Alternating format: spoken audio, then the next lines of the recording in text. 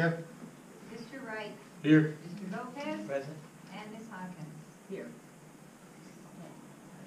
Item 1B, if you will, stand with me, please, for the Pledge of Allegiance, and then we'll have a moment for prayer. A moment of silence. I pledge allegiance to the flag of the United States of America and to the republic for which it stands, one nation, under God, indivisible, with liberty and justice for all.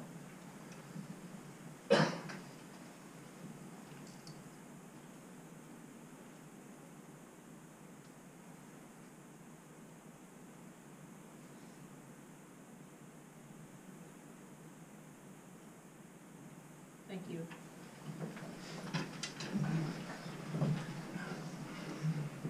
Okay. Item 2A, election of board president. I move to elect Nancy Hawkins to continue as board president. I'll second that. Discussion? Mr. Hennis. Aye. Mr. Wright. Aye. Mr. Lopez. Yes. And Ms. Hawkins. Yes. Item 2B, election of president pro tempore. I nominate Joe Lopez as president pro tem. I'll second that. Discussion? Mr. Hennis. Aye. Mr. Wright. Aye. Mr. Lopez. But of course. And gets me every time. And yes, okay. Item 3C, nomination and election of the 2020 board legislative representative. I would like to nominate Chuck Wright again. I'll second that motion. Discussion? Mr. Hennis. Aye. Mr. Wright. Aye. Mr. Lopez. Yes. And Ms. Hawkins. Yes. Sub-election. Okay. Item D, meeting times. Move to establish a meeting time for the first Tuesday of the month at 6:30 p.m. for 2020. I'll move that. Second. Discussion? Mr. Hennis. Aye. Mr. Wright. Aye. Mr. Lopez. Yes. And Ms. Hawkins. Yes.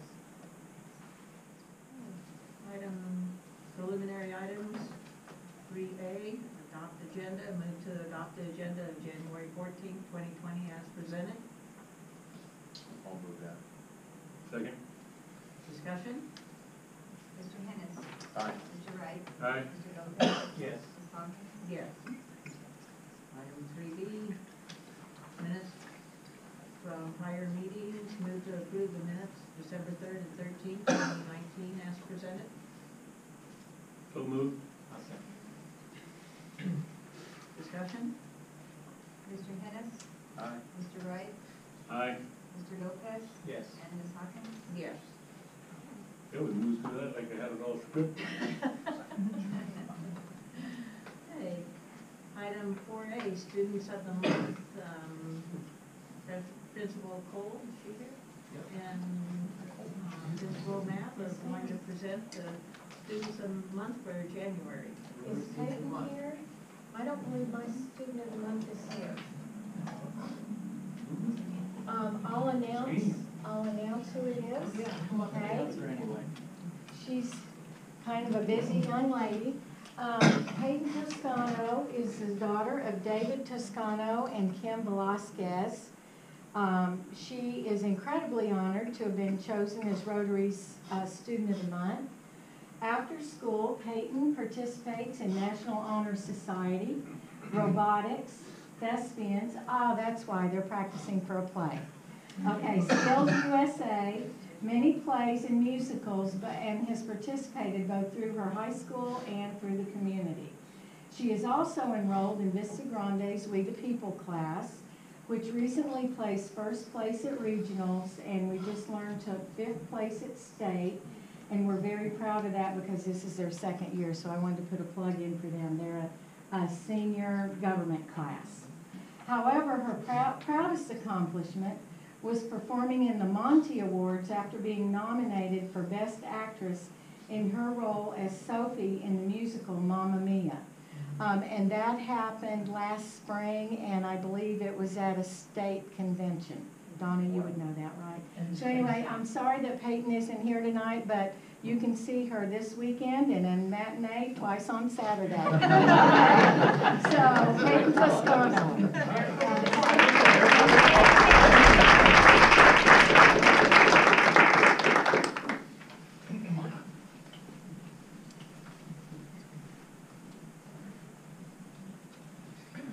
Madam Chair, board members, this is Benjamin McFadden.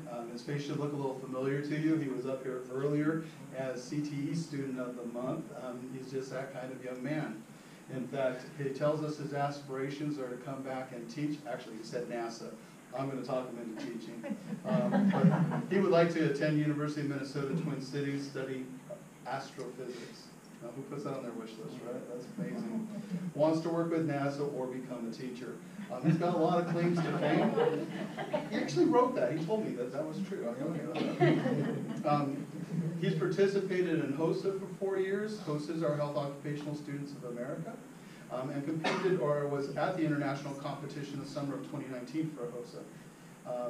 He also participates a lot in our STEM program. He's active in the robotics. Has done that for the last 2 years, works with SEDS, which is new for us this year. That's for Students for Exploration and Development of Space. I think you guys are going to launch a rocket, right? How big is this rocket? How high are we looking to go? We're trying to get it 2 miles in the air. Wow. So permitting might be involved, right? Just a tiny Yeah, okay. In addition to that, he's finished the biotechnology pathway, and he did that early. He passed, as part of that, the base exam, which allows him now to be certified as a biotechnician assistant. He's maintained all along a 4-point+ GPA and was awarded the AP Scholar with Honors Award. In his free time, I don't know where he has any, but he says he loves to draw and plays tennis. So it was my great honor to recognize him as our Student of the Month.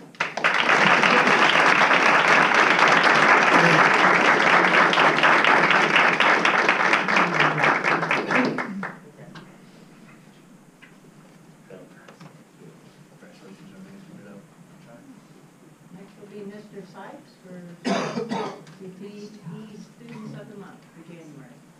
Thank you, President Marshall. Daniel and Lydia, if you'll join me, please.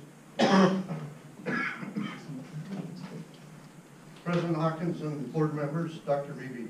This month, we will be recognizing 2 career technical education students of the month, one from each of our early childhood education programs at Vista Grande and Cascade Union High School.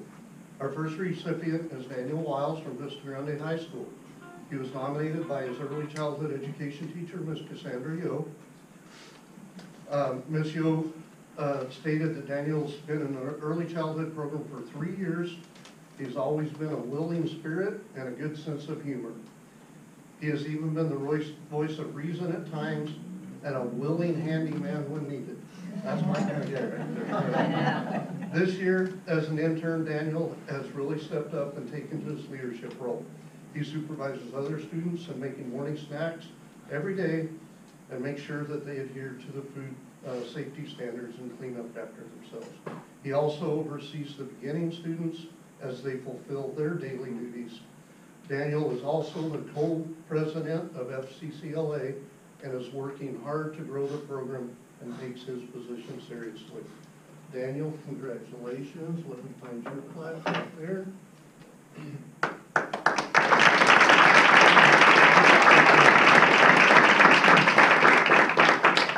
Daniel's parents, Danny and Betty Wiles, are here with us this evening as well.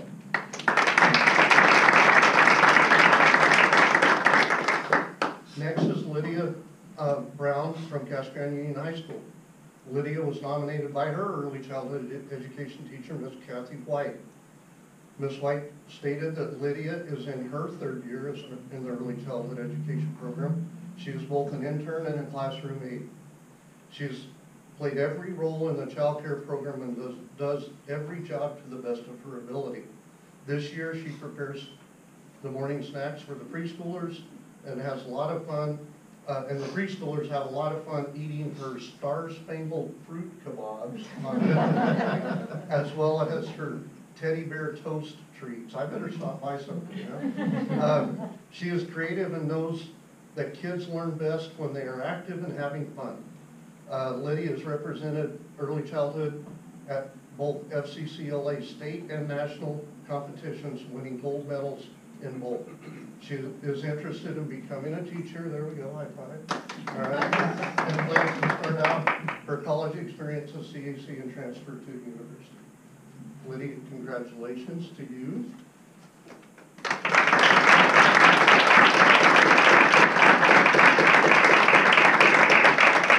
And Lydia's parents are Scott and Angela Brown, and they're here with us this evening as well.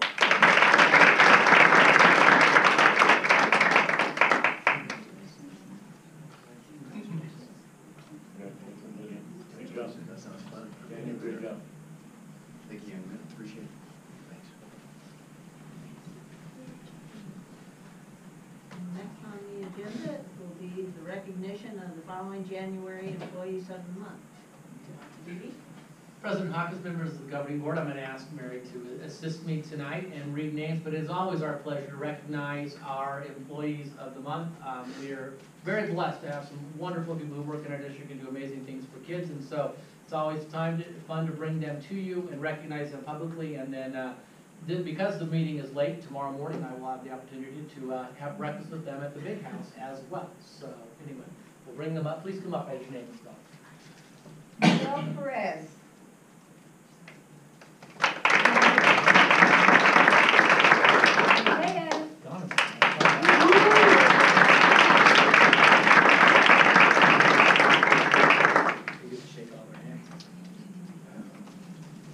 David Carter.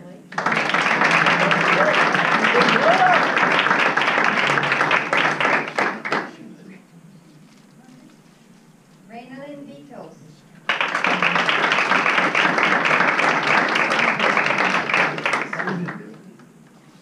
Cassandra Yo.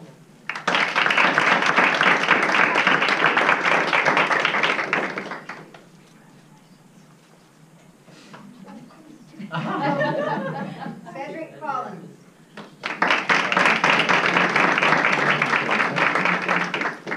Karen DeBold.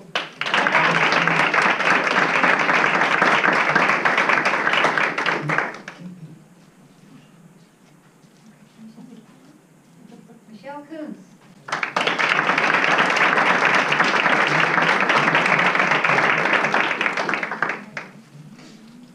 Eva Steinhoff. And Francis Pittman.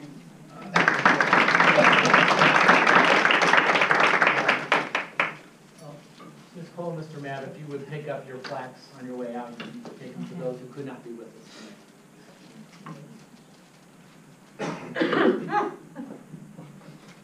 Next on the agenda is 4C, special recognitions, the recognition of David Carter and Ernie Rosser.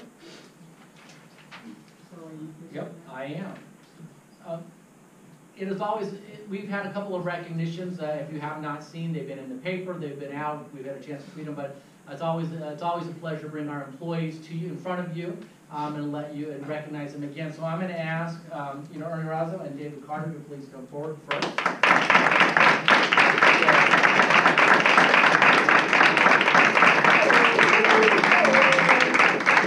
As I'm learning about Casa Grande and the wonderful traditions, one of the things that the local paper has done is they've done the best of the Grande. And so it's been a really neat thing. This year they upped it another level. In fact, they nominated the top 3. They invited all of the top 3 in every category to come to a dinner function, and then formally revealed who the winner was. So both Ernie and David were recognized as the top 3 teachers in Casa Grande by that. And Mr. Carter that evening was named first place. So I just like to welcome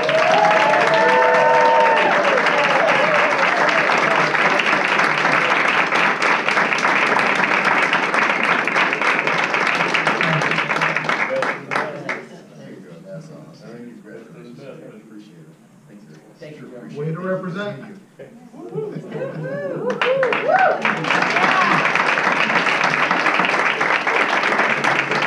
And next, I want to ask Mr. Casey Farnsworth to come forward.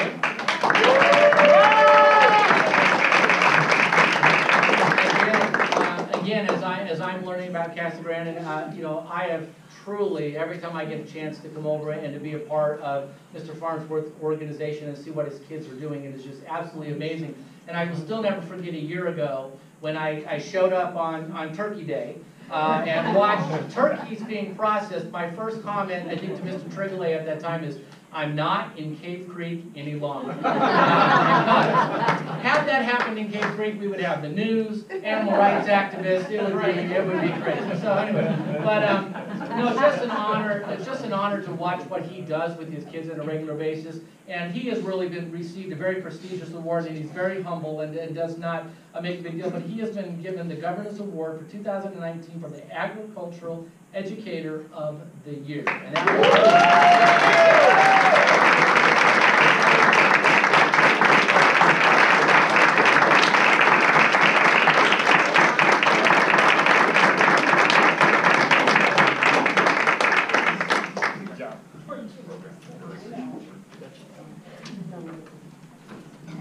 We can skip over 5A, so 6A, Superintendent's Report. here we go again. President Hawkins, members of the governing board, it is always my pleasure to get to highlight the fun things that are going on in our district. And again, because a lot of this goes back to right before break, December was a blur to many of us as we went through. But I want to start by just saying congratulations to the Cougar Cubs and the Spartan Sparkies on their winter programs. I got a chance to attend both, and wow, it's fun to watch the kids, watch our students, and interact with our very young but future students coming our way. So again, congratulations, job well done, and a lot of fun to be. So thank you for the invitation to be part of that. Congratulations to the Casa Grande Union and Vista Grande Key Clubs who participated in the Electric Light Parade. They always do an amazing job, had a float represented the district well there. I'd also say thank you to the Vista Grande Skills USA and Thespian students. They put together toiletry, socks, etc. in bags that can be worn as backpacks for the homeless, and that they had sewed themselves. So again, it's nice to see our kids contribute back to our community. A big thank you to to Vista Grande's Mr. Estrada Vega. He got a chance to come and present at Kiwanis and to present the new automation robotics CT course in Kiwanis last month. And again, it was nice to see that just get some more public recognition for our programs going on. Congratulations to the Vista Grande We the People team. We took first place in the regional and went to state on Friday, January 10th. And I know the results are out, but I have not seen them yet. But I know that we have gone to state, and I will share them when we get there. Congratulations to the Casa Grande Union all-academic, all-state honors football team. It's one thing when we always compete, and those athletes, it's great to do that, but when you compete as an athlete and represent in the classroom, that's something special. And so the 4A, 5A members, Caden Robbins and Angel Flores were first team, and then Brady Stevens, Cole Azza, Daryl Penn, Gregory Velespez, Jacob Thomas, and Jake Sylvester were honorable mention. So it's nice to see our kids recognized in the classroom as well as in athletics. Thank you to Vista Grande and Casa Grande Union Key Clubs again for ringing the bells for the Salvation Army during the holidays. Again, another chance to give back to the community. Big congratulations to Ms. Tejas and the Blue Notes from the Casa Grande Union who performed at the Arizona Bowl in Tucson over the winter break. And I know I got a chance to talk to Ms. Tejas. What a neat experience for her kids, that they probably will not forget anytime soon. Congratulations to all the seniors and their families at the Casa Grande Union who participated in their final home wrestling meet of the season last week. It's a sad but fun day for seniors when they're completing for that last time in their school. And then congratulations to the DECA students from Casa Grande Union who won awards at their District 3 competition last week. Jessica Molina taught 10% in marketing comprehension exam scores. Ashton Redditt was first place in case study role play and overall. Justin Willis and Ellen Hopar was first place in case study role play and second overall. So again, always fun to highlight our kids and the things that they're doing in our committee. And that concludes my report. Okay, so item 6B, bonding capacity report. I haven't seen you up again. I am not up again, but I have brought Mr. Lavelli to come and to be able to present to you as a governing board. I think it's important that you understand where we are and what our bonding capacity is within our district. Good evening, everybody. It's riveting. I promise not to go through every page, so please don't be overwhelmed by the business. Time to clear out, everybody. It's always hard. It's All I always had to hear was bonding capacity. It's always hard to follow all that. I find it fascinating. Hey, if anybody wants to stick around, I'll read it. That'll put you to sleep. I'll also apologize that I'm not able to put it up here like you put it up here. The first few slides are show nice, the rest of it's really tiny font. Nobody will be able to read it when you want it. So that's why I bring hard copies here. But thank you for having me this evening. My name is Mike LaValle. I'm with Stephen and I've been working in the business now for 24 years. I recognize a few faces here. I'm working for the district since I want to say 1998. Helping me with bond issues, overrides, anything related to financial advisory and underwriting. My company and the group that we have here in Arizona, there are about 15 of us. We cover cities, towns, school districts, state agencies, universities, anybody who borrows and uses municipal bonds. In Pinal County, I work for Maricopa Unified, Casa Grande Union High, Coolidge, Florence, just about every school district in the county. We also do work for the county and the cities, and so we do a lot of work in Pinal County itself. This evening I'm going to be covering a discussion on bonding capacity.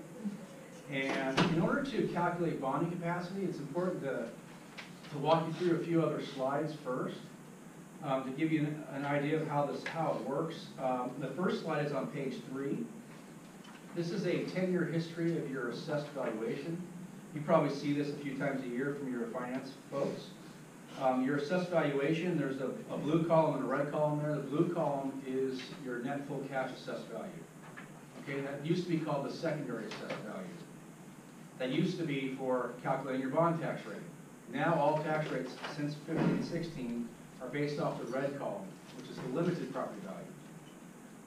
The blue column is more closely aligned with what's happening in market value-wise in your district boundaries. Okay, so it's not restricted by formula. The red column is restricted by formula. The red column can only grow by any new construction being added to tax rolls, but existing properties can only grow by 5% a year, up to 5% a year in tax value. So an existing home that has a market value of 10% year over year, their tax value cannot grow by more than 5%. Okay, so that's the red. And so the red drives tax rates. Your primary tax rate and your secondary tax rate. Your overrides and your bonds, everything. Everything's based off the red. The blue is what we use to calculate your bonding capacity. The higher value, thankfully. So another couple things I'll point out here is your 10-year, we have 5-year averages and 10-year averages up top. You'll notice that the 5-year average, I'll use the middle column because that's for the reds, the net LAPV column. You've grown the last 5 years roughly 3% a year on average. If you look at the 10-year average, however, you're negative. And that's because we still have in that whole recession, the first 5 years of the last 10 years here, we have the recession decline still into that 10-year average. That's a problem for having bond elections for the next several years. Why is that a problem? Well, in voter pamphlets, if you were to call for an election, in the voter pamphlets, we cannot project growth. We can only go as high as the 10-year average. Except if you're negative, we use 0%. Okay? Well, you're growing at roughly 3% on average the last 5 years, but we can't use 3% growth in your tax base. We have to use 0.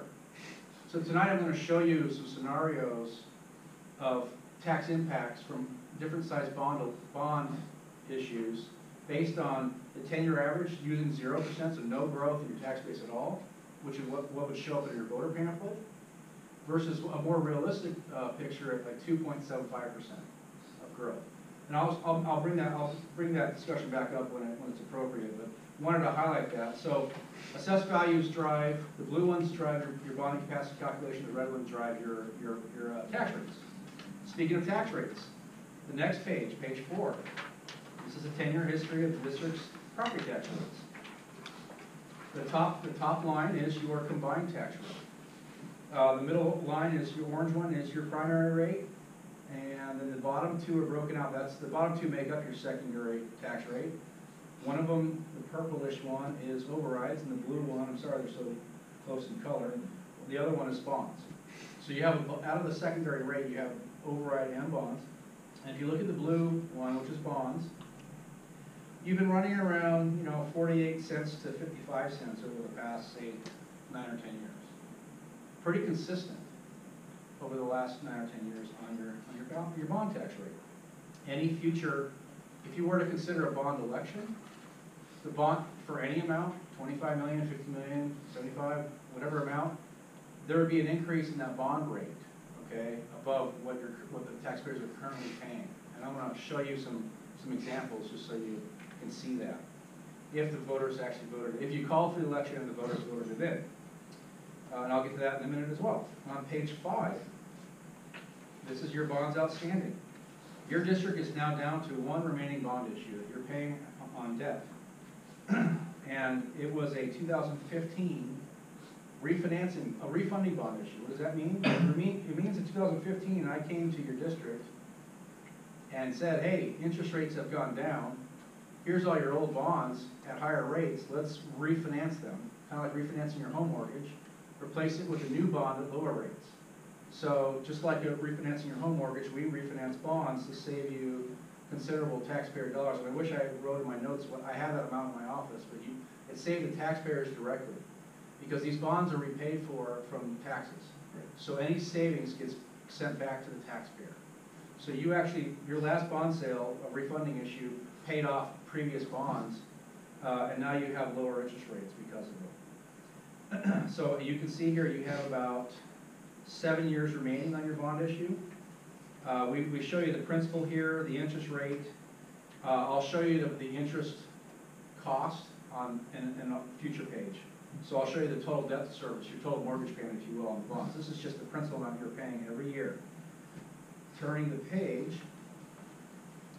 here is your bonding capacity calculation. And it's fluid. It's not stagnant.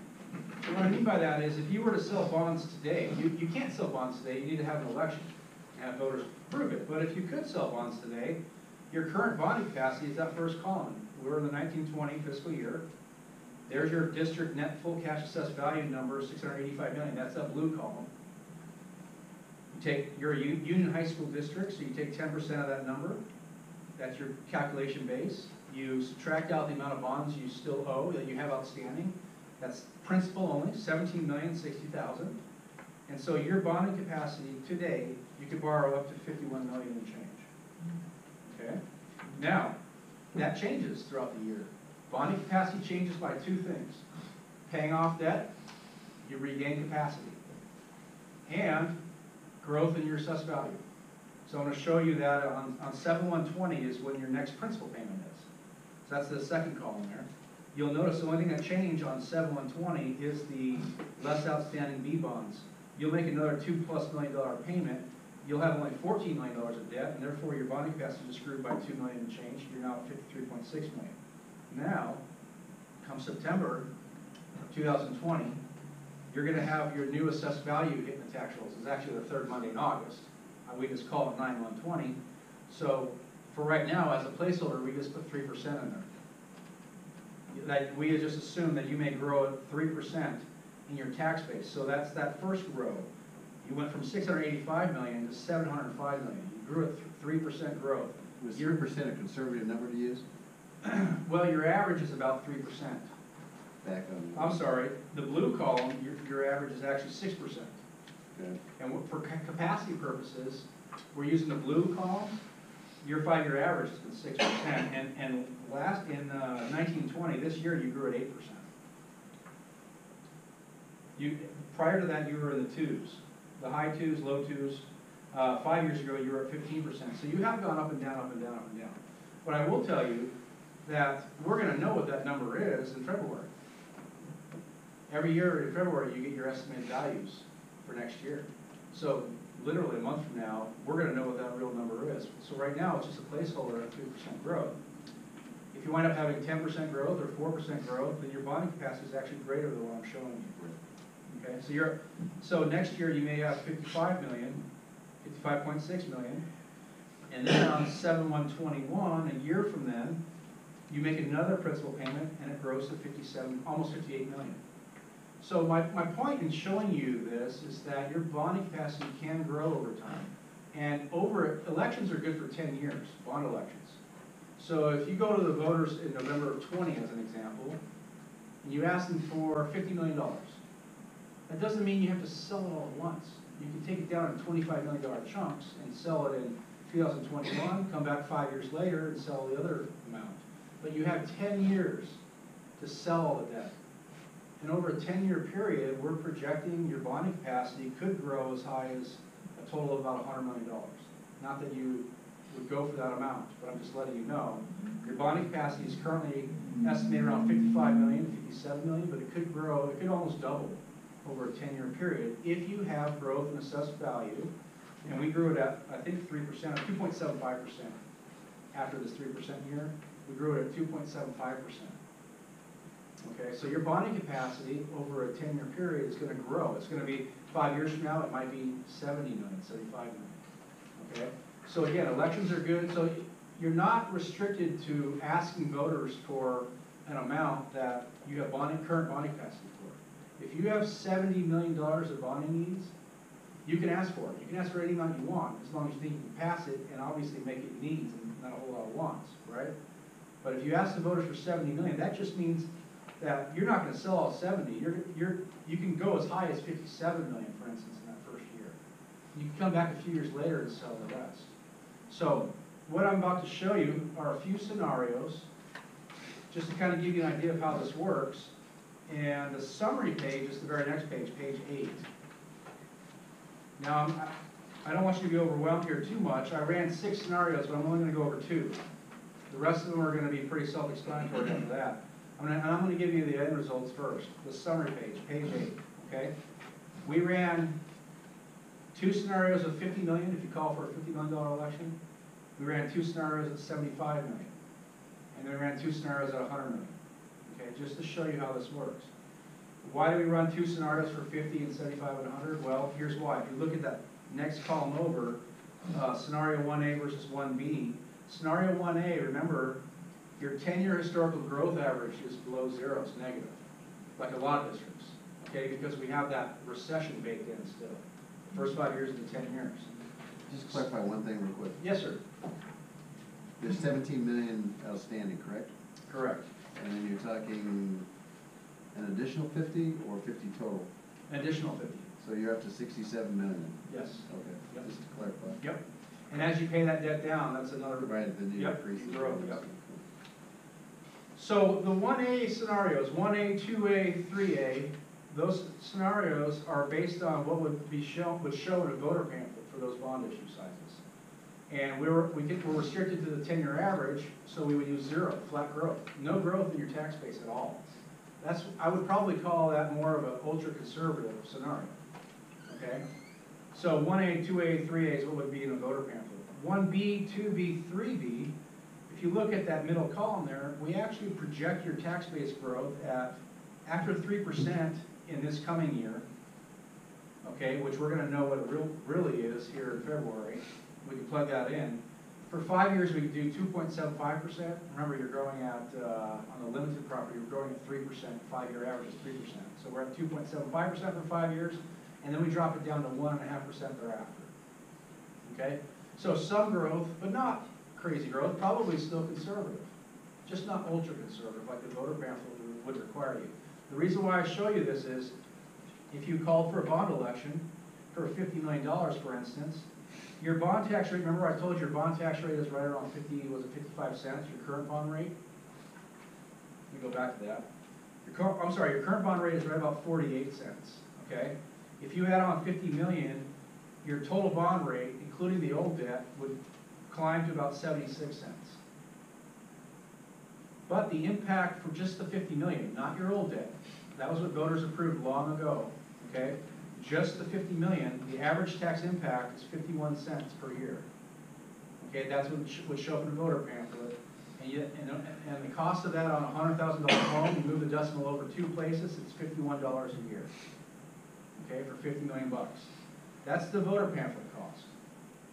Now, the real estimated cost, based on some growth in your tax base, on that same 50 million, is about 10 cents less. Instead of 51 cents, it's about 41 cents. Average cost per year for the life of the bonds, or about $40.73 a year for a $100,000 home. Likewise, for 75 million, you see it does jump because it's an extra 25 million. The impact is 79 cents. It just depends on what growth rate we use. Either 0%, which is the voter pamphlet restricted one, or some growth, and it's 61 cents. And then we have the $100 million scenario as well. Okay? So those are the 6 scenarios. The rest of this document has all 6 scenarios, and I'm not going to take you through them all because I want to be brief, and I know Mr. Rafferty told me to be brief. So, but if you wouldn't mind, I'd like to walk you through the first one and maybe the second one, just so you understand what we did, and the rest of it should be self-explanatory. Page 9, this is the $50 million scenario, scenario 1A. First off the bat, column 2, here is the projection and assessed value growth, the tax base growth, and it's 0. We didn't grow it, okay? You have, in columns 3 and 4, we have your old debt payments. That's that 17 million plus the interest, that's your debt service, that's your total mortgage payment there for another 7 years or so. Column 4 is the current estimated tax impact from just those bonds. What voters have already voted in, what they're paying down for previous projects. 48 cents is this year, and it'll just kind of stay around that 47-cent range. Again, if your tax base doesn't grow, your tax rate stays the same if your debt's the same. Columns 5 through 10 is where we layered in 50 million. Now, did we have you selling it all at once? No. It's likely that if you ask the voters for 50 million in November of 2020, for instance, that you'll take it down in chunks as projects are needed. Okay, so we have you selling 20 million in 2021. Usually after a November election, districts want to sell their first chunk in the spring of the year after. So spring of 2021, March of 21, we're selling $20 million for projects. Then you come back in columns 7 and 8, and that's 3 years later, and sell another 20 million. And then another 3 years after that, you have the remaining 10 million, equaling 50. Okay? We have 20-year repayments for each of the bond sales. And the reason why I did 20 years is because I'm assuming that a lot of your projects are long-term uses, like replacing roofs, fixing buildings. Okay? They have a useful life longer than 20 years, probably 30 years. Okay? Now, you can bond for furniture, technology, and equipment. And a lot of districts do. Statute requires you to pay off that piece within 5 years, because those are short life issues. If you buy computers for $3 million, if you sell $20 million, your first chunk, and $3 million of it is for computers, we're going to pay off the $3 million in the first 5 years. And then we'll stretch the rest of it out from year 6 through 20 for the other long-term uses. Okay? So statute has restrictions on some of the short-term stuff. And that's why I have those orange boxes in the first 5 years of each of those bond sales. Right now, specific items under FF&Es, is that what that? Yes, sir. Any furniture, chairs, things that aren't attached, essentially. Anything you plug into the wall is usually equipment. Now, wiring inside the wall, that's usually part of the wall. And so that's, yeah. Networking, cabling, if it's in the wall, it's usually not this. Okay. It's anything that's plugged in usually. But once you get a list at some point of all your needs, I would then ask for that and send it over to your bond lawyer and have them give you an opinion on what exactly is equipment and what's not. But basically, essentially, if it's in the wall, now if it's attached to the wall but it's a fire alarm, I think that's actually part of the building. Okay. So I think that's long-term use. So security stuff, I think is one of those gray areas, but I don't think it's equipment. I think it's long-term. Okay. The other thing I'll mention on here is, so this is 50 million, but you're selling it every 3 years. Then you get to columns 13 and 14. 13 and 14 is the combined estimated debt payment, which takes into account not just the 50 million, but all your old debt. So it's column 3 plus column 11, which is the new debt, which is equals column 13. It's everything. It's the total estimated mortgage payment, if you will, on all the bonds, 50 million year old debt. And then so here is the tax impact. In column 14, 48 cents, that's what you're currently paying, taxpayers are currently paying. Next year, that's before the election, 47 cents. It's after that where it would go from 47 cents roughly to 76 cents for that $50 million. You can see over the life of the bond program, it's gonna stay around 76 cents or that, and then go down over time. So, the way we get the average tax impact is at the bottom of column 12. If you look at column 12, go to the bottom of that, you see projected average tax rate. It says 0.5136 in a box. That's basically the average of all those tax rates right above it in column 12. Just the $50 million, that's the average tax impact, and that's what I already talked to you about on that summary page on page 8. So that's how that works. If you remember that 51 cents, if you go 2 pages back to page 11, here's what was shown in the cover pamphlet. That 51 cents for 50 million. We showed up on a $100,000 home, that first box. We also report the average value home in your neck of the woods. It happens to be $98,000. That's tax value, $98,000. So if we'll just stick with 100. I already reported that $51 and change a year, or on a monthly payment less than $5, $428. We also report the commercial property and ag and vacant as well in the voter pamphlet. So that is how that works for 50 million in a voter pamphlet with no growth. The last scenario, real quick, this will be faster, page 13. This is 50 million, but with growth in assessed value. Column 2, the only difference between column scenario 1A and 1B really is column 2. Column 2, now we're actually growing your tax base, and we're growing it at 2.75% for 5 years, and then 1.5% thereafter. So you see in column 2, it does grow. Now, what does that mean? It just means that your total tax rate impact is going to be lower. If you go to the far right in column 14, this is still 50 million every 3 year, bond sales every 3 years. That far right column, well, second to right column is 14, column 14, instead of a total of 76 cent impact like the previous 50 million, it's now 70 cent max impact. Instead of the average impact of just the 50 million at the bottom of column 12, it's now, what was it, 51 cents before? It's now 41 cents. Okay? That's what growth can do for you. And we're not even talking a lot of growth. We're going from 0, instead of 0, we're doing 2.75. So I'm just kind of showing you, you know, what goes in a voter pamphlet right these days is pretty conservative. What will actually happen is probably a lower tax impact than what we showed in the voter pamphlet. Okay? So the rest of this document just shows the other scenarios for those 75 million and 100 million. Same thing. I think on the 100 million, instead of 3 bond sales, I went on an extra bond sale at 4 sales in order to get all 100 million in. Again, we have to have them all sold within 10 years, so I stay within the 10-year time frame. Okay? So if you're interested in an election, either in 20 or 21, the election cycle timeline is, I'm meeting with clients right now for the 2020 cycle, and districts are typically calling for elections around June every year.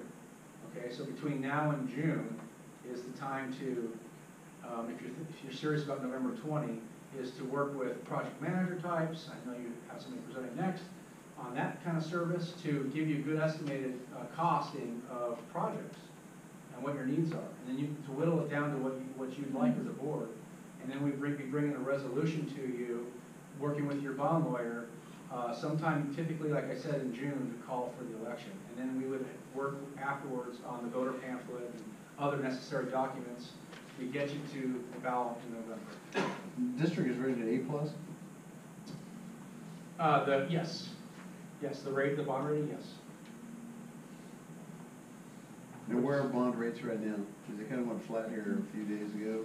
Yeah, municipal rates for 20 years are probably, boy, 3%, 3.1, 2.9. Over 20 years, that's the average rate. I mean, rates for tax-exempt paper are pretty low right now. You'll notice in my scenarios, in my footnotes, I'm estimating interest rates of 4.75% for the first sale, 5% for the second, and 5.25%. Because we don't know you know, the first sale is a year and a half out, if you call for the election right now. The second sale is 4 years out. We don't know what rates are gonna be, so we always go a little higher to manage expectations. I'm always hoping we outperform what we show the voter pamphlet, okay? Good question. Any other questions? Big difference between commercial and ag and. Oh, yes. Really difference, doesn't it? Yes. Now, the average commercial property, I think I'll show you, at least right now, is, yes, 692,000 a year neck of the woods, versus a home of 98,000. And commercial is assessed at a higher rate, 18%, I think, versus 10%. And the ag is And ag is, 15. well, so ag, if you look, the average ag value though is only 12,000. So we have to show 100,000 in the voter pamphlet, but we also show your average. Your average is $12,000 on your ag. So it's actually not, and ag isn't, so basically ag is probably the most cost-effective ag property versus commercial or residential. I guess it depends on how many acres though you have. So, Yeah, that was always a question, because a sufficient or a large amount of the district was based on ag basis as opposed to actual homes and growth, et cetera.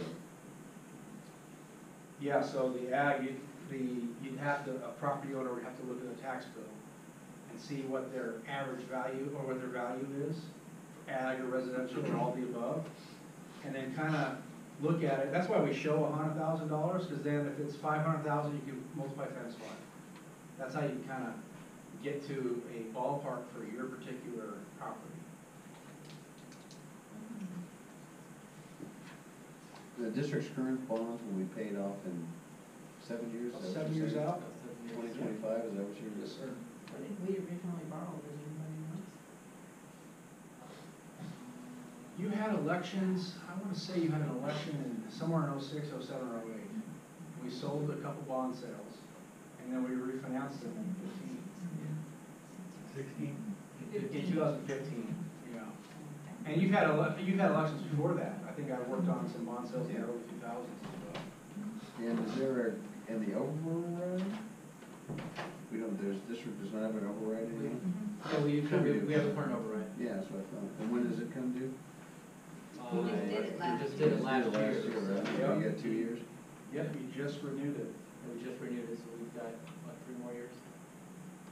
Yeah, did you renew your, let's see, you have a M&O override? Yes. At 10%. Yes. Correct. Yes, 10% override. And you renewed it in 18? In 18. Yeah. So you'd have until, just add 5 years. Yeah, Or right. 18 plus 5, so 2022 or 23 would be when we're ready time. We'd have to redo it again. Some districts go out a year early. Ahead of than time. they should. Oh, yeah. You have to, you don't want to be surprised, right? Yep. Yep. So 2020 is a big election year, as you can imagine. I think it's estimated to be the greatest voter turnout in the history of our country. Does that help or hurt? It depends on the community. There you go. So I would suggest you talk to political consultants. I mean, there's a gentleman that helps run school district bond elections and override elections. I think Dr. Beebe knows what I'm talking about. But and this gentleman has worked in the Casa Grande area, and he can give you some. He was instrumental in helping us with our override. Right. And I've already talked to him a little bit, and I said, are we crazy? And he said, I don't think so, sir. He said, you might be a good thing, so. I know in some districts, some areas, you're always going to have folks that are going to vote no, and they typically vote no, and vote no often, and they're going to vote in every election. It's just, if you have that much turnout, you're probably, as long as you communicate the projects to the community and they understand the need, and they have a desire for it, they're going to be showing up to vote on everything else, they're probably going to be supportive. Yeah, but you gotta show a need. Absolutely. And then you gotta sell it, right? I mean, it's- Absolutely. Just because the money's available. Correct. I mean, you don't Oh, have yeah. to Create No, a no. wish. Don't ask for 100 million if your project is really 50 or 25. I mean, that'd be terrible. We would not recommend going to election. Oh, it's up to you. I mean, if you had needs that were less than 50, I'm happy to run them. If you're 25, 30, 40. We run that. These are just scenarios for you. Because your current capacity is around 50, that's why I started there. But if you wind up having only needs of 30, or you think that's what the electorate will vote in, certainly we'll run it for you. Thank you for having me, really appreciate I know it. growth that has to come out on the pamphlet, that, I mean, does that affect our rate for it all? No, it just means that the tax rate impact in the voter pamphlet is gonna be, I believe, a little bit higher than what reality is gonna be. But assuming you pass the election, we're hoping to really outperform that tax impact for people. Thank you. Thank you. Thanks for having me. Thank you. Appreciate it.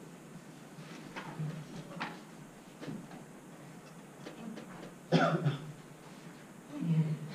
it's reserved for board action, 7A, facility management group presentation. This is where the need for a bond override comes in, right?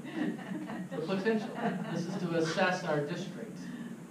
So, Mr. Rafferty is here to present to you. President Hawkins, members of the board, Dr. Beebe, thank you. Just a little housekeeping. That truly was a short version. Oh, thank you. Presentation, but a very long version. That's awesome. Oh, thank you. Also, Don mentioned that he and Dr. Beebe had worked together quite a lot in the past, and Dr. Beebe and I also have a kind of a small career together working on capital projects at the school districts. And Member Hennis, your question about the cost or potential costs of district office alterations. Don mentioned a project that was $2 million and 20,000 square feet. I happen to be the owner's project manager on that project. And I wanted to add that part of the additional square footage was a really beautiful new entrance and secure lobby. So that was really a lot of that project. That was probably almost $500,000 worth of that project. So that pushed it up. It was exactly represented. Facility management group does three things, and they're all related. We don't do all three of those things for every one of our clients. All of our clients are public K-12 school districts in Arizona. Three things are what we call forecast, which is a facility life cycle analysis or forecast that helps a district using a lot of gathered data, helps a district understand what its likely obligations are going to be over a reasonable course of 8 to 10 and 12 years to maintain the existing facilities. In the early years, compensate for maybe deferred maintenance, which we've had quite a bit over the past decade. But in the out years, help you to understand what your obligations might be under the type of bond that Mike mentioned, where you have that many years to sell the bonds. And you can integrate that, those long-term obligations into your bond expenditure plan. Mary, how do I just go to a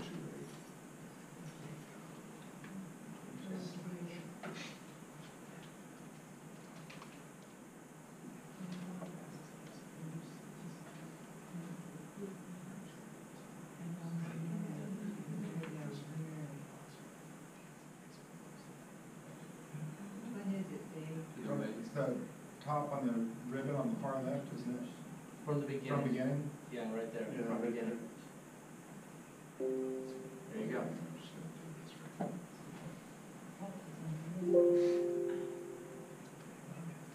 So I'm gonna start with kind of where Michael left off, which is understanding the needs that might lead you to deciding what amount your bond ask might be. If it's less than 50, what is the number? How do you get to that number? How do you justify it? How do you sell it? What's the data that lies behind it that you can take to the public to demonstrate this is what we need? The capital master plan, which is something that we're proposing for the district to facilitate, has many parts with 4 main columns that hold up that plan. The first column is security.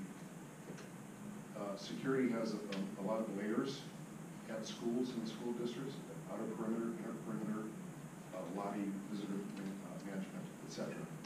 And those can be pretty handy costly items to develop a security program and implement that physically on each of your two high school campuses. The second column is life cycle. That's maintaining the facilities that you currently have, maintaining the components that we'll talk about briefly, which are components that have a life cycle. Roofing has a life cycle. Flooring, HVAC has a life cycle. Interior finishes, asphalt. The things that help keep the building dry and cool and safe, meaning or clean, meaning finishes. The third column is curriculum. And now that can be any repurposing of space. So spaces may have been designed for one curriculum purpose that might want to be changed. We see a lot of libraries and media centers being transformed these days into different types of learning centers. Curriculum also could be repurposing this building because this is your operations. This building no longer suits your operations. So those are sort of the physical effects of change. The fourth is dynamic enrollment. Some districts, larger districts with more schools have shrinking enrollment in certain schools and growth of enrollment in other schools, or growth overall. I haven't seen the demographics, updated demographics for Cascade Union, so we could we'll jump on that. If there were a fifth primary column, it would be energy. Energy is a big issue. Energy management, energy savings, but embedded also, when I said in many parts, are FF&E, technology, transportation needs. All right, so we go back to step one of the forecast. This district is unique to FMG because I think it was about 7 years ago, we came here with an idea, my company came here with an idea, a very, very tiny, limited database, operational database. We came to Tim, and we asked if we could use the two schools, Western Union and Vista Grand, as sort of guinea pigs for data maps. We just needed real data. And we input that into our Generation 1 database, and then brought it back and asked him to try to drive it.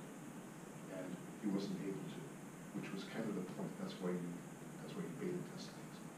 But in so doing that, and many of the suggestions we implemented were very helpful. We're now on our 4th generation database. In so doing, we learned a lot about really everything about your district. The first thing that we do is we quantify elements of your district, interior, exterior systems and grounds that have life cycles. Once we have all that information, then we measure all the carpet for the building, for the school, all the roofing, all the fire alarm systems, etc. Asphalt, track surfaces, etc. The second thing that we do is we enter those quantities into our database. Our database contains a cell that asks us what the life cycle of that material is. So we can say for a certain type of roofing it's 12 years, for a certain type of 16 years, for asphalt it's 25, etc. And then it knows when we grade those materials, saying, well, this carpet is about 50% through its life cycle, this roof is 90% through its life cycle. The data, we input that, the database knows what year that is going to pop up, what year and how much of it is going to be needed, what it's going to cost. So it results in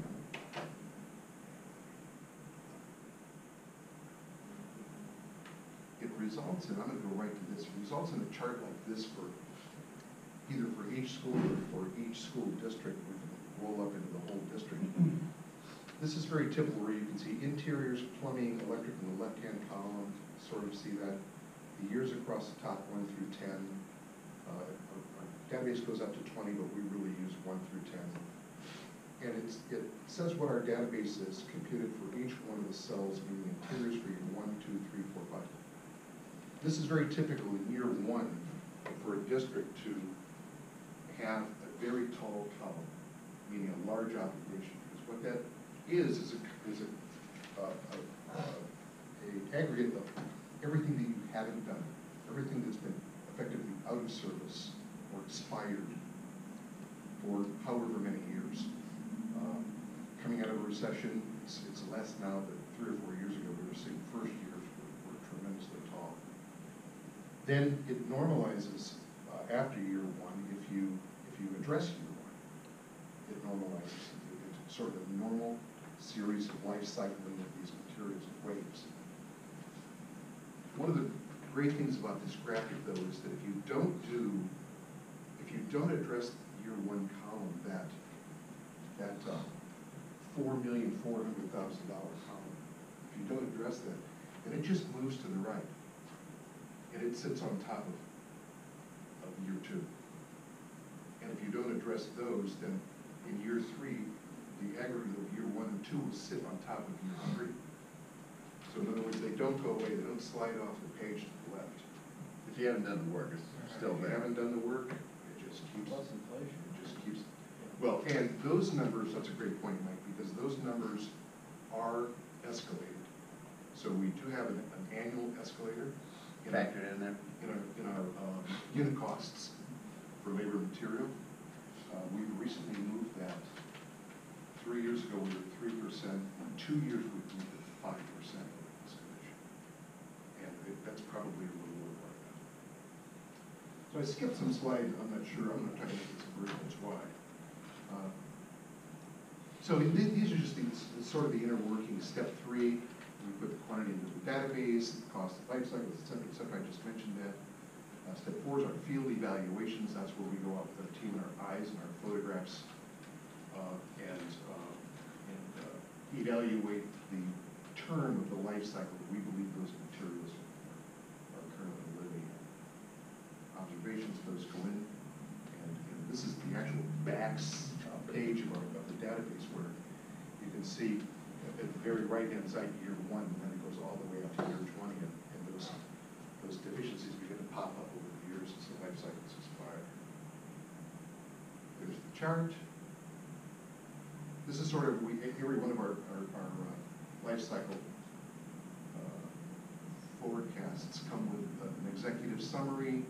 There's all sorts of background information and photographs, hundreds and thousands of photographs showing roofing and HVAC. We ID every HVAC unit in the district by its nameplate. This is a case that we're working on right now.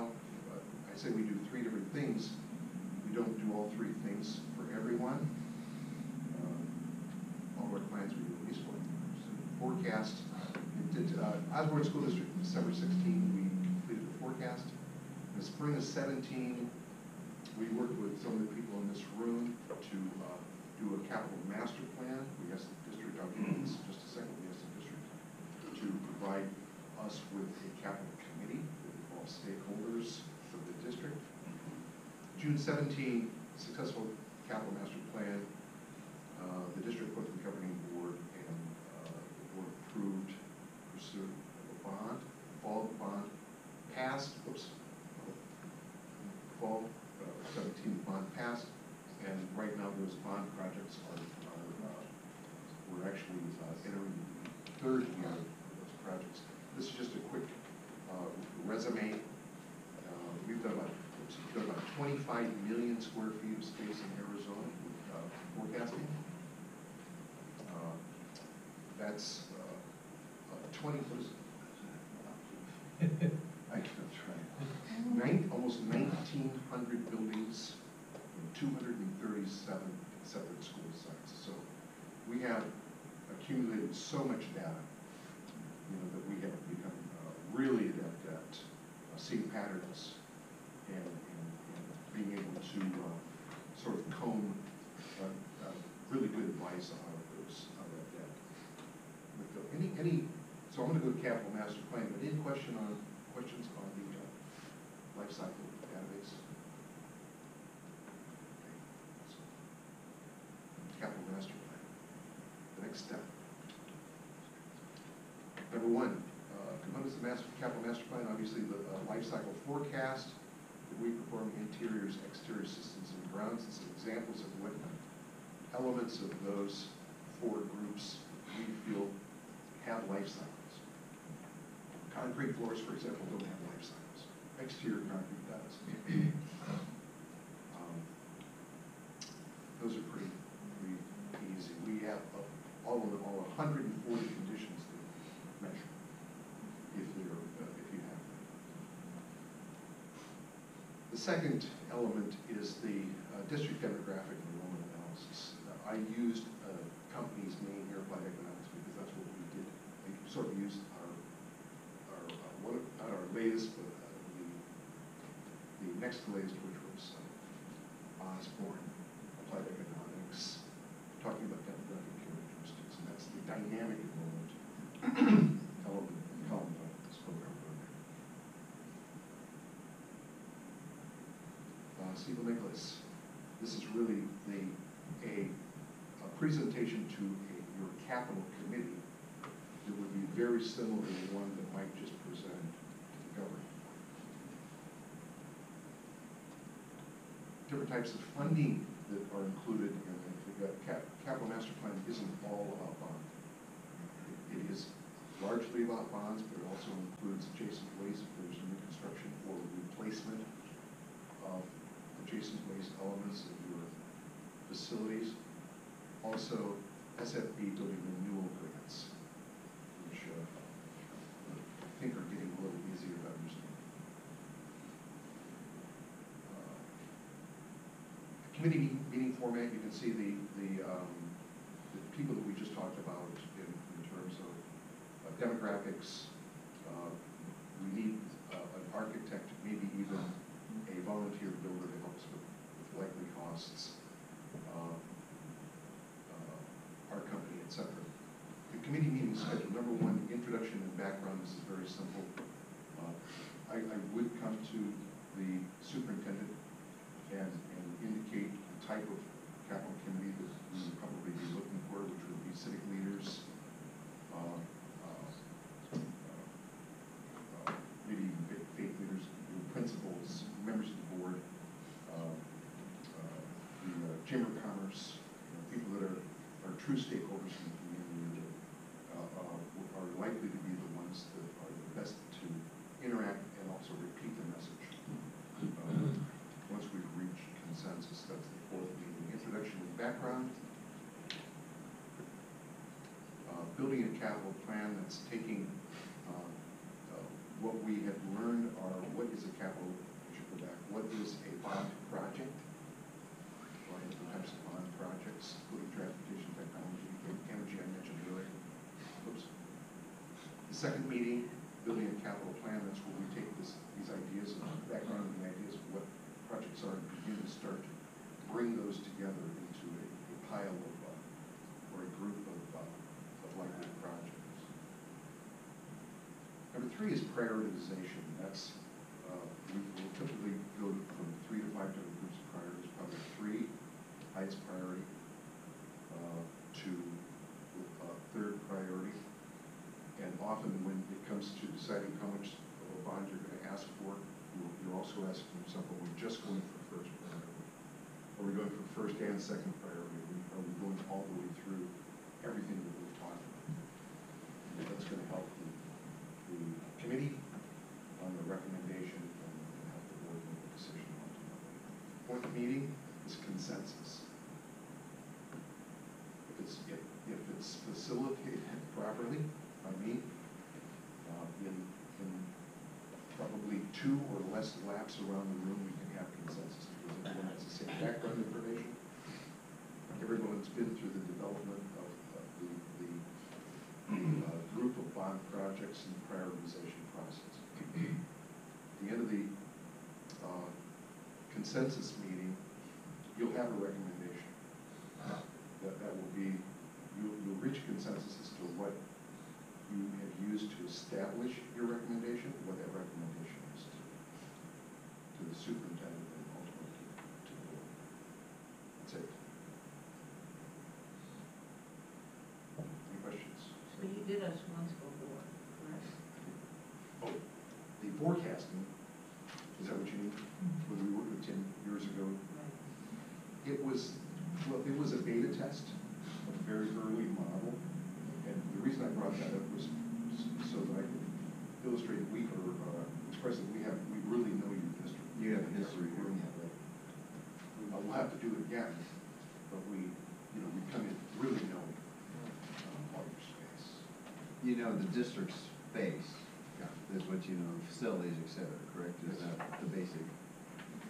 As far as the district and growth, et cetera, that's from the outside group. What's the name of the other one? Well, so a group that does demographics, which is your dynamic enrollment, is applied economics. And next month we will get that presentation. They've already done our demographics. I was a lucky guess. I sat in on a couple of those before, and both of them came to, if they would come to any kind of fruition, we would have 5 other schools right now, and Casa Grande would be able to be built out to about 250,000 people. Well, there was some time, Yeah. Yeah, but we did do our demographics, and we do have a presentation for you next month. It's a little bit like voodoo and then throwing darts at the wall. That's bad. With his service? Yeah. Yes.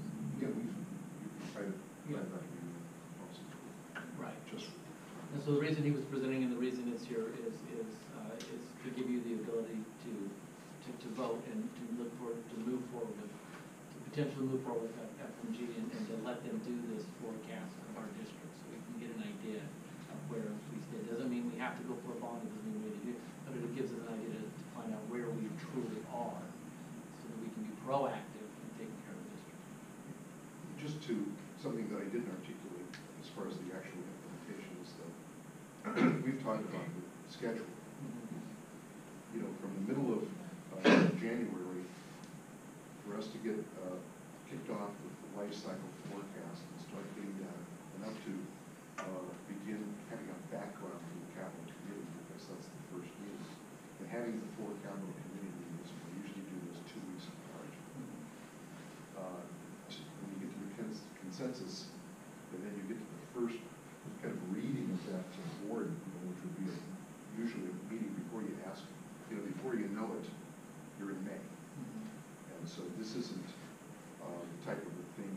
We normally start these in between October and the holidays, or right after the holidays for the following year's bond issue. So, just for clarification, do we have a price range yet for what he's Yes. potentially? Yes. Do you?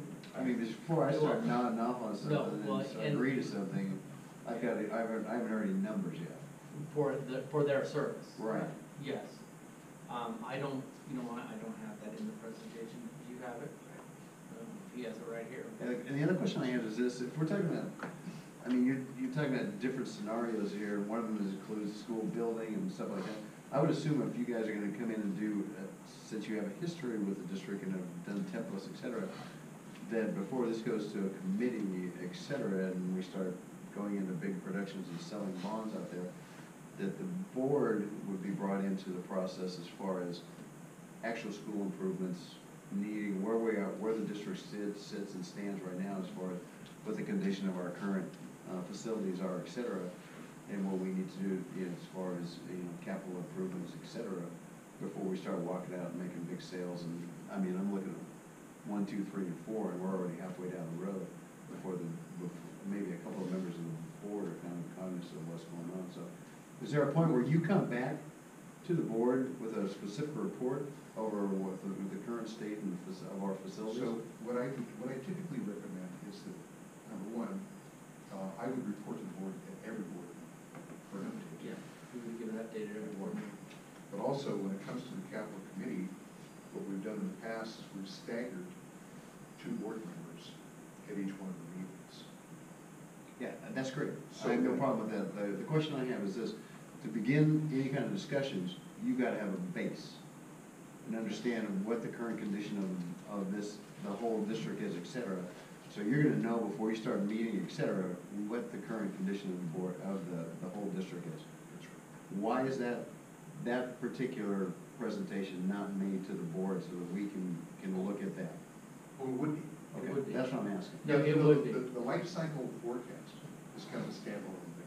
Okay, So that's, when it's done, And that gets done and gets presented. that to you. deliverable. that's what I'm seeing, 1, 2, 3, and 4, Right, we're already, so- we're already to an I election in kinda- November, so, I kind of rushed the, okay. So they do the forecast, they present to you, so we know the state of our district. Then from there, they also continue, we can continue with those services if we want. If you move choose to down go the road. forward past that Correct. point Right. with capital improvements, then the next situation is 1, 2, 3, and 4, if you go forward. Right. But the So- first thing, the only thing that we would be approving or actually paying for up front is to get an assessment of where the district is today. A standalone audit, essentially, of the district. Forecast. Forecast. Forecast. So, and I have that, and so and again, we are getting cut a little bit of a break because they already know our district and they know some of our stuff. So the total proposed fee is $27,444 to go through and do the whole forecast and do that presentation for you.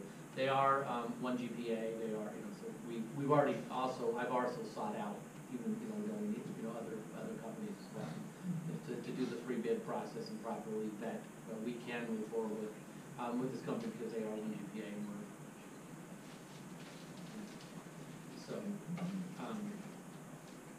So when I talked to the board last and we started going there, I wanted, my suggestion to you is that we do this forecast and we find out the condition of our district so that we can be, so at least it'll help me to have a conversation with you about where we are and what we might need to be proactive down the road as, I know as I walk campuses and I watch the trenches in the parking lot at Craftsman Union get bigger every day, you know what I mean, so.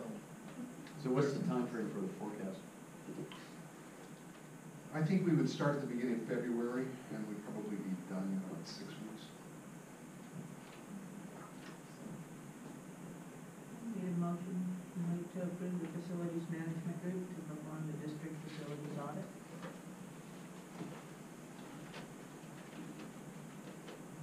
I'll go ahead and move that. Second?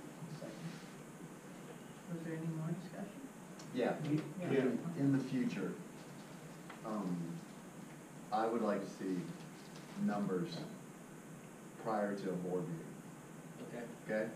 I would like to see kind of the template and just basic idea of what the numbers were gonna be, so that we could, if there were questions, and then specifically the scope of what you're anticipating doing prior to a board, like an executive, or at our pre-meeting or something like that. In a work study.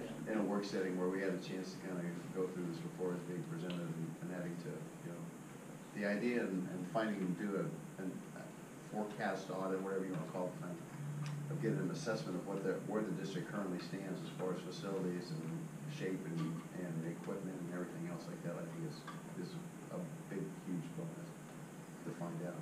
But that's my big question.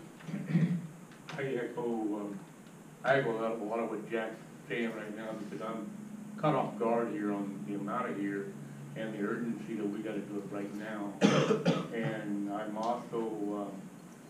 also like to say that we're missing one board member, a critical piece of our 5-man board. I know we got a majority here, but I think we need to have all 5 of us here to rule on this and to listen to this presentation. And Connie's not here, and I think that she ought to be in on this discussion since we're gonna be spending this kind of money to do this. So, I know where I'm gonna vote on this, but I'd like to table this until we've got all 5 of us here to talk about this. Just for I don't, I think Connie, if she would have had big questions or issues or concerns with this, she would have weighed in hard and fast, and you would have had a litany of questions, and she would be here on this phone personally, is my feeling. And the actual dollars that you're only spending is specifically for FMG. Is that all their forecast, and that includes the demographic thing that we're gonna, is that The different? demographic report we've already done. We've already paid for that. Okay. And so So and the demographer will be doing a report in the February meeting. Okay, so, I don't have a particular problem, because I think if Connie was we would have all been hearing about it, and there would have been, multiple questions going back and forth for a while. So the max is, the total dollars is 27.5, is that what I heard? 27. 27.4 Yeah, yes. to complete the work? Yes. That's a big forecast from the Okay. So I go ahead and I go ahead and call for the question. No, and I'm going to agree with Jack too, and probably maybe have a little more information prior on that. I think we have to have an audit, just to know where no matter what we do, we need to know what cost is. And we know that we're behind here. And Tim, they haven't done it on facilities. I thought that we used to have a group that, a handful of years ago, that I know that they did audits on the AC and the chillers and all the stuff out there. And somebody used to kind of handle that or run that out. I was a Tucson group or something like, then this was before when I was on the board. I just can't remember how long ago there was actually, it's been a long time since there was ever an audit done on the facilities. The only audit I've been a part of Is what they did 5 years ago as a kind of tempo. the rest of our audits. Don't turn that switch off, so. That's great. So 27.4, is that? Yeah.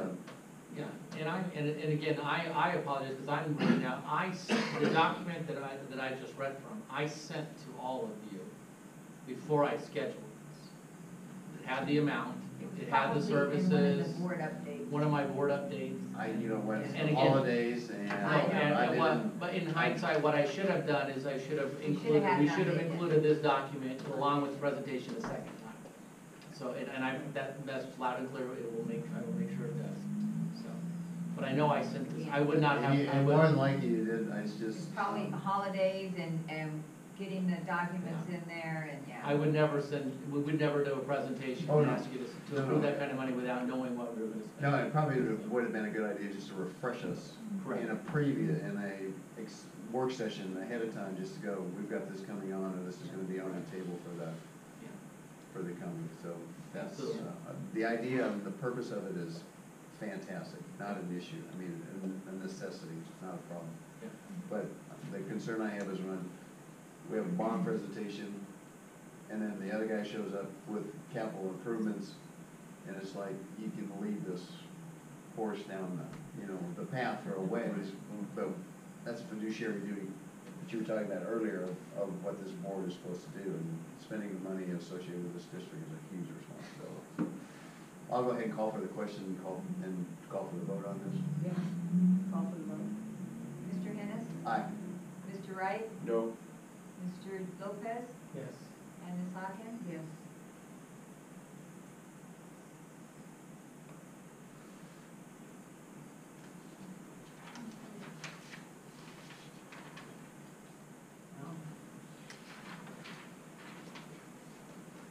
Item 7B, government customer certification, is to approve the Wells Fargo government customer certification as presented. This is just an annual thing, correct? Yeah, I'll move to approve it. A second. Discussion? Mr. Hennis? Aye. Mr. Wright? Aye. Mr. Lopez? Yes. And Ms. Hawkins? Yes. Item 7C, move to approve 3-year contract renewal with Pearson for algebra and geometry as presented. So moved. Discussion? Is this an ongoing contract? That's just for clarification. Okay, so I guess it is, so what happened is, when we renewed our math, we renewed all of our math curriculum for 6 years, but algebra and geometry were only 3 years. So this 3-year addition now puts our entire math curriculum all in, Everybody's on the all same in schedule. sequence and in the same with the 6-year cycle. Okay, thank you, that was my question. Yes. Mr. Hennis? Aye. Mr. Wright? Aye. Mr. Lopez? Yes. And Ms. Hawkins? Yes. Item CD, move to approve the following donations, $250 from Garrett Motors and $500 from the American Legion to Mr. Randy Baseball. Snacks at $175 from an anonymous donor to the Cash Brand Union McKinney Bento Food Pantry, a 90-minute massage from Circle Pain Clinic, a 60-minute massage from Lisa Blair, Central Health and Medicine, and a 60-minute massage from Massages by Megan, LLC, to the Self-Care Workshop. $100 from Gloria and Ken Schmidt to the Casa Grande Theater renovation. I'll go ahead and move that. Okay. Seconded. So I just have to ask. We're doing massage actually. They're doing a self-help. Okay, that's what I just wanted Or to say. self-care Self-help, clinic, self-care and they're doing those as raffle. Oh, Or awesome, as okay. door So prize, as part of our PD, we did there was a whole session done for the health and well-being of our employees. Oh, awesome. And they raffled these off as a prize to teachers when they were in those sessions. Oh, very cool. That sounds great. That was my So we're not doing, no, they're not happening at school. I'm just asking the question. No, I get it. Yeah. Sure, Joe. Mr. Hennis, Aye. Mr. Wright. Aye. Mr. Lopez. Yes. And Ms. Aug. Yes. Okay. Item 7E, I'll move to approve those. I brought up to you the only question I had on that, Yes. one mileage on the one. Yes, and we will correct And that. he said it was a typo. Yeah, I had to be. They didn't drive 3,000 miles. Yeah, that was my assumption. so you made the first. I said I was impressed that somebody read the whole list. Yeah. I second. Any more discussion? Mr. Hennis. Aye. Mr. Wright. Aye. Mr. Lopez. Yes. And Ms. Aug. Yes. And we have the consent agenda. Is there anything that anybody wants taken off for discussion? Approve items A through I. I'll second that. Mr. Hennis. Aye. Mr. Wright. Yes. Mr. Lopez. Yes. And Ms. Hawkins. Yes. And 9A, future board items.